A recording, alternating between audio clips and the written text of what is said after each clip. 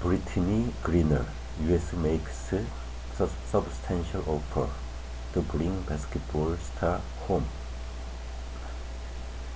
The Biden administration has made a substantial offer to bring two American detainees home from Russia, the U.S. Secretary of State has said. Reports have suggested Moscow is interested in exchanging basketball star Brittney Griner for convicted Russian arms trafficker Viktor Bout. Secretary Antony Blinken said he would raise the matter in a call next week with Russia's foreign minister.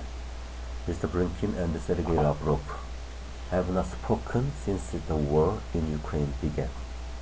Both the White House and the Department of State declined on Wednesday to disclose details of the proposed deal. According to CNN, the U.S. hopes to trade both for Ms. Griner and fellow American detainee Paul Whelan. A lawyer for both told Russia's RIA Novosti News outlet that he could not comment on the reports of a possible exchange with his client, but this could change soon. The arms dealer, dubbed the Merchant of Death, is currently serving a 25-year prison sentence in the U.S. on charges he attempted to sell weapons to a Colombian rebel group to kill Americans. White House spokesman John Kirby confirmed an offer had been made several weeks ago, but noted Russia hasn't favorably engaged so far. He also acknowledged that negotiations to secure the duo's release was a delicate work, and the decision to go public with the word of the proposal was a risky one. It's not going to help us get them home if we are negotiating in public, he said. Mr. Kirby added that a White House official had spoken with the Whelan and Griner families ahead of Mr. Blinken's announcement, and they would speak again over the next 48 hours.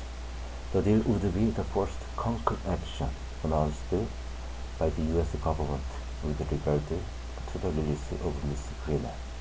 The 31-year-old has been in custody since February after Moscow airport officials found cannabis oil in her luggage while she was returning to the U.S. after praying in Russia. At her drug possession trial on Wednesday, Ms. Griner said the officials had made her sign documents, but no one explained any of it to me. She also claimed she received neither an explanation of her rights nor access to a lawyer in the initial hours of her detention, forcing her to use a translation app on her phone to communicate. The two-time Olympic gold medalist has pleaded guilty to the drug charges against her, but denied deliberately breaking the law, saying she had packed her bags in a rush. I still don't understand to this day how the vape cartridges ended up in my bags, Ms. Griner said. With them being accidentally in my bags, I take responsibility, but I did not intend to smuggle or plan to smuggle anything into Russia.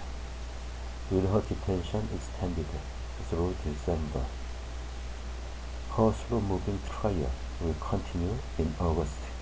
Mr. Whelan, a former U.S. Marine, was arrested in Moscow in December 2018, convicted of being an American spy in 2020. He is serving a 16-year prison sentence.